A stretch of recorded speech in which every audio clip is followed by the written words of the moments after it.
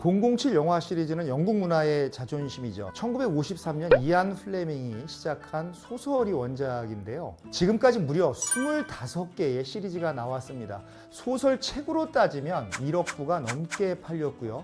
지금까지 영화 흥행 금액을 다 합쳤더니 70억 달러가 넘었습니다. 정말 대단한 숫자입니다. 007 영화가 이렇게 인기를 끌 수 있었던 이유는 무엇일까요?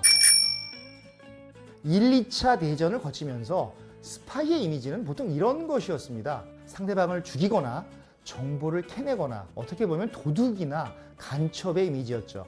그러나 이안 플레밍의 소설에 나오는 제임스 본드는 굉장히 코믹스럽습니다. 유머러스합니다. 그러면서도 잘생겼습니다. 또 여성들한테 이렇게 어필하는 포인트가 있죠.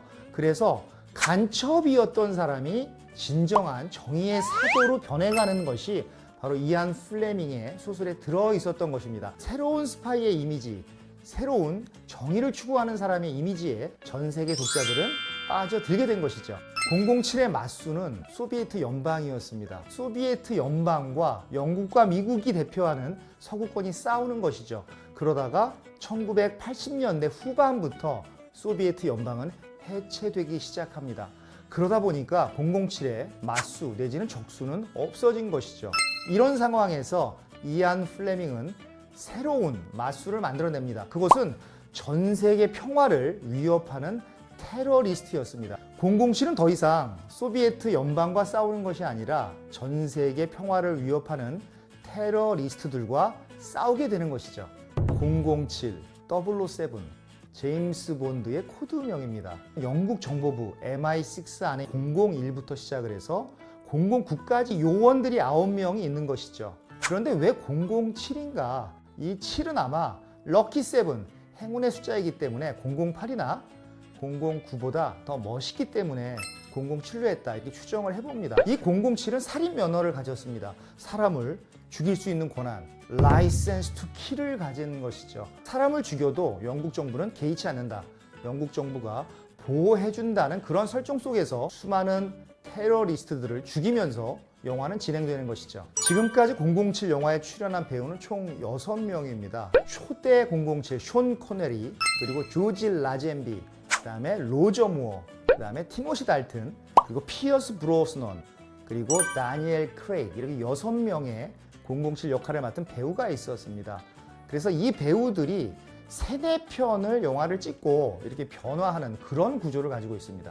007 영화에는 수많은 아이템이 나오는데 제임스 본드가 착용하고 나오는 시계가 굉장히 유명합니다. 오메가 브랜드를 주로 차고 나오는데요. 그래서 아예 오메가하고 이 007 영화하고 콜래보레이션을 해서 리미티드 에디션도 만듭니다. 이 리미티드 에디션은 언제나 완판 행진을 이어가고 있는데 가격이 수천만 원대입니다. 그래도 이 컬렉터들은 막 사고 있죠.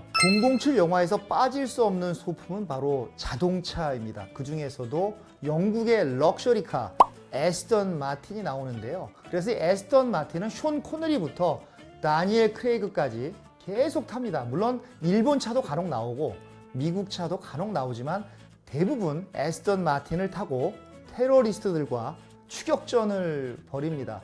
007 영화에는 여러 대사가 나오죠. 이 대사 중에서 유명해진 대사가 있습니다. 보드카 마티니 shaken, not stirred. 어디서 많이 들어봤을 그런 대사인데요. 우리말로 하면 보드카 마티니 흔들어서 젓지 말고 주세요. 이런 의미가 됩니다. 이 문장은 한때 전 세계적인 유행어였습니다. 그래서 오늘은 007 영화에 대해서 총론을 얘기를 했는데 다음 시간에는 지금까지 어떤 배우들이 007 제임스 본드 역을 소화했는가, 역할을 맡았는가에 대해서 알아보는 시간을 갖도록 하겠습니다.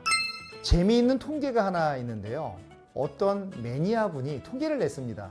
1편부터 다니엘 크레이그가 주연한 스카이폴까지 과연 몇 명의 사람들이 제임스 본드에게 죽었나, 이것을 통계를 내봤더니 지금까지 362명이 죽었다고 합니다. 이렇게 재미있는 이런 정보도 들어가 있습니다.